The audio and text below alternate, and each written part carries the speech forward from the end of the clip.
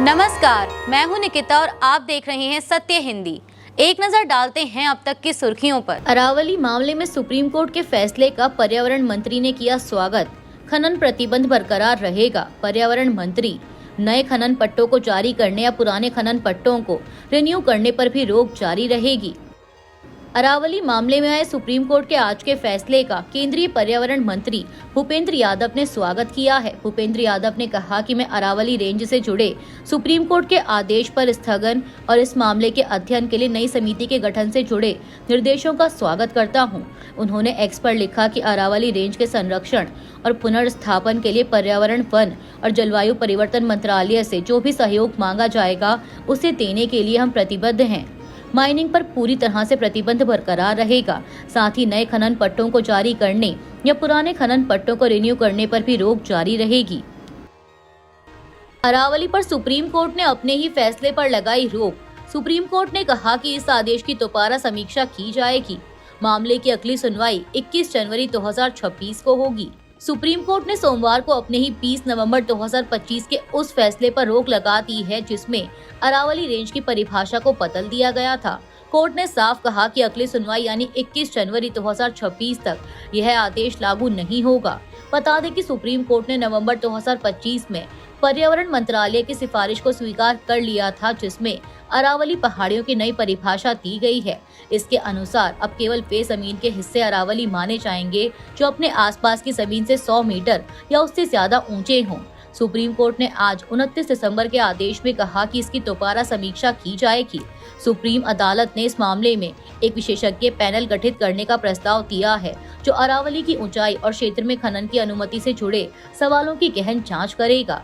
यह कदम अरावली क्षेत्र में पर्यावरण संरक्षण और खनन गतिविधियों के बीच चल रहे विवाद को ध्यान में रखते हुए उठाया गया है। अरावली पर सुप्रीम कोर्ट के फैसले का कांग्रेस ने किया स्वागत।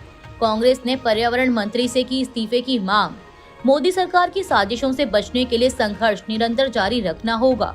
कांग्रेस महासचिव जयराम रमेश ने पार्टी की ओर से सुप्रीम कोर्ट के आज के अरावली आदेश का स्वागत किया है। जयराम रमेश ने बयान में कहा कि कांग्रेस पार्टी अरावली पर्वतमाला की पुनर्परिभाषा पर सुप्रीम कोर्ट के नए फैसले का स्वागत करती है। अब इस मुद्दे का और अधिक विस्तार से अध्ययन किया जाना आवश्यक है।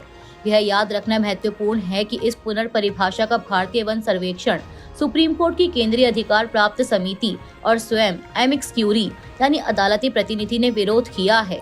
जयराम रमेश ने कहा कि फिलहाल कुछ समय के लिए राहत मिली है, लेकिन मोदी सरकार द्वारा अरावली पर्वतमाला को खनन, रियल एस्टेट और अन्य गतिविधियों के लिए खोलने की साजिशों से बचने के लिए संघर्ष निरंतर जारी रखना होगा। आज यानी सोमवार के सुप्रीम कोर्ट के निर्देश से आशा की किरण जागी है। इस फैसले के मद्देनजर केंद्रीय पर्यावरण, वन और जलवायु परिवर्तन मंत्री को तत्काल इस्तीफा देना चाहिए। यह पुनर्परिभाषा के पक्ष में उनके द्वारा दिए गए सभी तर्कों को खारिज करता है। त्रिपुरा के छात्र की हत्या को शशि थरूर ने राष्ट्रीय शर्म बताया। यह हिंसा की कोई अकेली घटना नहीं थी। थरूर ने राजनीतिक और धार्मिक नेताओं से की आवाज उठाने की अपील।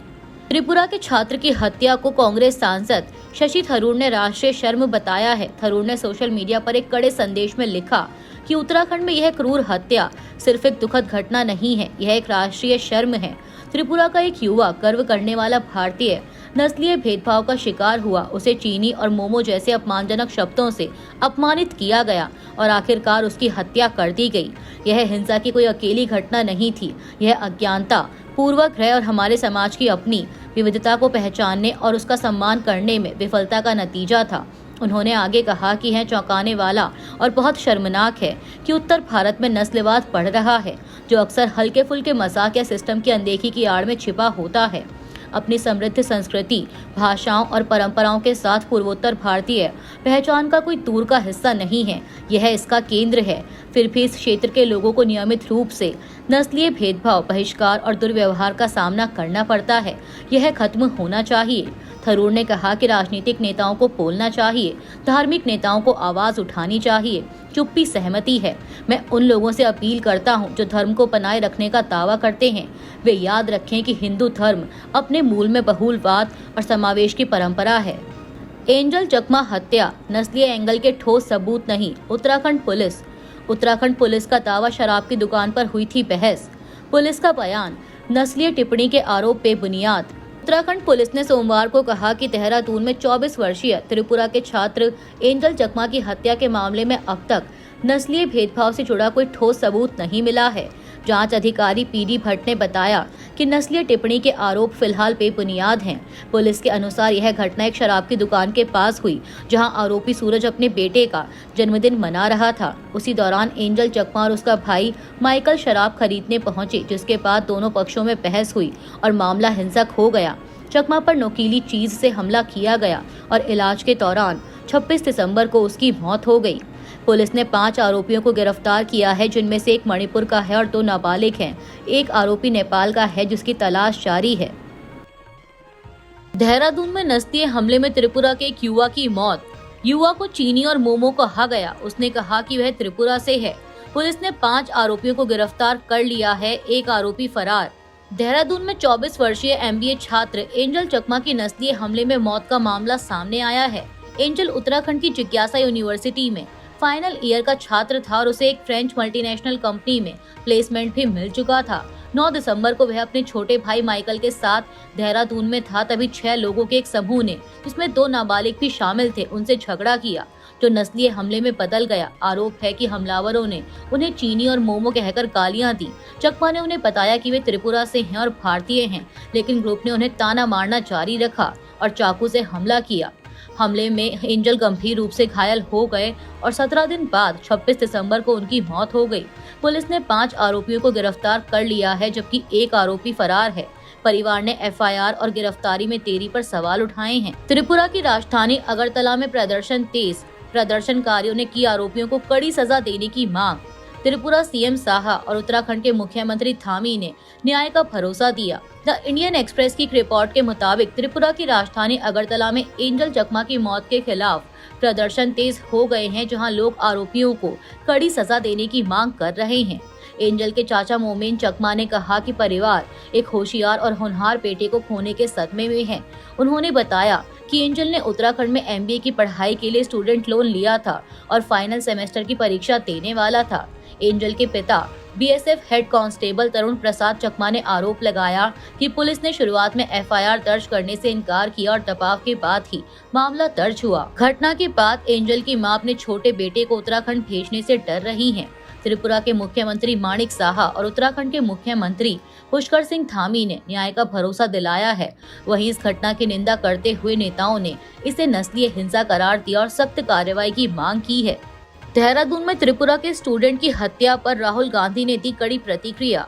नफरत रातों रात पैदा नहीं होती, सालों से इसे रोज बढ़ावा दिया जा रहा है। राहुल गांधी, हमें एक ऐसा मरा हुआ समाज नहीं बनना चाहिए। लोकसभा में नेता प्रतिपक्ष राहुल गांधी ने सोमवार को उत्तराखंड के देहरादून में त्रिपुरा के एक स्टूडेंट की हत्या को नफरत से जुड़ा भयावह अपराध बताते हुए केंद्र की मोदी सरकार पर जमकर निशाना साधा।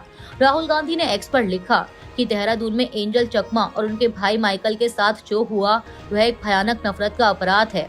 नफरत रातों रात पैदा नहीं होती, सालों से इसे रोज बढ़ावा दिया जा रहा है।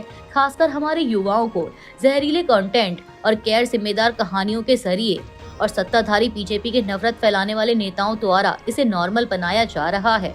राहुल ने लिखा कि भारत सम्मान और एकता पर बना है, डर और गाली गलौज पर नहीं। हम प्यार और विविधता का देश हैं। हमें एक ऐसा मरा हुआ समाज नहीं बनना चाहिए जो अपने साथी भारतीयों को निशाना बनाते हुए देखे और चुप रहे। हमें सोचना चाहिए और सामना करना चाहिए कि हम अपने देश को क्या बनने दे रहे हैं। मेरी संवेदनाएं चकमा परिवार और त्रिपुरा और नॉर्थ ईस्ट के लोगों के साथ हैं। हम आपको अपना साथी भारतीय भाई बहन कहने पर गर्व है। Unnao rape case, social media trial और सड़क पर विरोध से सुप्रीम कोर्ट नाराज। कानूनी बहस अदालत में हो, सड़क पर नहीं, सुप्रीम कोर्ट। जजों को बदनाम करने की कोशिश निंदनीय, तुषार मेहता। सुप्रीम कोर्ट ने उन्नाव रेप मामले की सुनवाई के दौरान सोशल मीडिया ट्रायल और अदालत के फैसलों के खिलाफ सड़कों पर प्रदर्शन पर कड़ी नाराजगी जताई है। कोर्ट ने कहा कि न्यायपालिका पर सार्वजनिक दबाव बनाना बेहद दुर्भाग्यपूर्ण है और कानूनी बहस अदालत के अंदर होनी चाहिए, बाहर नहीं। यह टिप्पणी उस समय आई जब सुप्रीम कोर्ट ने 29 दिसंबर को दिल्ली हाई कोर्ट के उस आदेश पर रोक लगा दी जिसमें पूर्व बीजेपी विधायक कुलदीप सिंह सेंगर को जमानत दी गई थी। सुनवाई के दौरान अटॉर्नी जनरल तुषार मेहता ने हाई कोर्ट के जजों की ईमानदारी की सराहना की और उन्हें बदनाम करने की कोशिशों की निंदा की। कोर्ट को बताया गया कि जजों की तस्वीरें सोशल मीडिया पर फैलाकर विरोध किया गया। वहीं पीड़िता पक्ष ने सुरक्षा का डर जताया था। सुप्रीम कोर्ट ने मीडिया ट्रायल की आलोचना करते हुए साफ कहा कि कानून को सड़क पर घसीटा नहीं जा सकता। दरअसल दिल्ली हाईकोर्ट के फैसले के खिलाफ सोशल मीडिया से लेकर सड़क तक काफी विरोध हुआ था, जिसे लेकर अब सुप्रीम कोर्ट ने नाराजगी जताई है। सुप्रीम कोर्ट के फैसले के बाद कुलदीप सेंगर की बेटी का खुला पत्र, 8 साल से धमकियां झेल रहे हैं, हमें भी न्याय चाहिए। बीजेपी विधायक की बेटी बनकर रह गई है पहचान, इशिता सेंगर। उन्नाव रेप केस के दोषी और बीजेपी के पूर्व विधायक कुलदीप सिंह सेंगर की बेटी इशिता सेंगर ने अपने पिता के लिए न्याय की मांग करते हुए खुला पत्र लिखा है। सोशल मीडिया प्लेटफॉर्म एक्स पर पोस्ट किए गए इस पत्र में इशिता ने कहा कि ट्रायल के चलते उन्हें और उनके परिवार को पिछले 8 साल से लगातार धमकियां, गालियां और नफरत झेलनी पड़ रही है। उन्होंने लिखा कि उनकी पहचान सिर्फ बीजेपी विधायक की बेटी बनकर रह गई है और सोशल मीडिया पर उन्हें जान से मारने व बलात्कार जैसी धमकियां दी गईं। यह पत्र ऐसे समय में आया है जब सुप्रीम कोर्ट ने दिल्ली हाई कोर्ट के उस आदेश पर रोक लगा दी जिसमें सेंगर की उम्र कैद की सजा निलंबित कर उन्हें जमानत दी गई थी। उन्नाव रेप केस के दोषी कुलदीप सेंगर को सुप्रीम कोर्ट से पड़ा झटका। कुलदीप सिंह सेंगर की सजा निलंबन पर सुप्रीम कोर्ट ने लगाई रोक। इस पूरे मामले पर अगली सुनवाई 4 हफ्ते बाद होगी। उन्नाव रेप मामले में दोषी पूर्व बीजेपी विधायक कुलदीप सिंह सेंगर को सुप्रीम कोर्ट से बड़ा झटका लगा है। सुप्रीम कोर्ट ने दिल्ली हाई कोर्ट के उस आदेश पर रोक लगा दी है जिसमें सेंगर की सजा निलंबित कर उसे जमानत दी गई थी। सीजेआई सूर्यकांत की अगुवाई वाली बेंच ने कहा कि इस मामले में कानून से जुड़े अहम सवाल उठते हैं। कोर्ट ने साफ किया कि सेंगर फिलहाल जेल से बाहर नहीं आएगा क्योंकि वह पीड़िता के पिता की मौत से जुड़े एक अन्य मामले में भी सजा काट रहा है। सुप्रीम कोर्ट ने पीड़िता को मुफ्त कानूनी सहायता देने का भी आदेश दिया। अब इस पूरे मामले पर अगली सुनवाई 4 हफ्ते बाद होगी। अभी के लिए इतना ही। बाकी की देश दुनिया की बड़ी खबरों के लिए जुड़े रहिए सत्य हिंदी के साथ। Copyright disclaimer under Section 107 of the Copyright Act 1976. Allowance is made for fair use for purposes such as criticism, comment, news reporting, scholarship, and research. Fair use is a use permitted by copyright statute that might otherwise be infringing.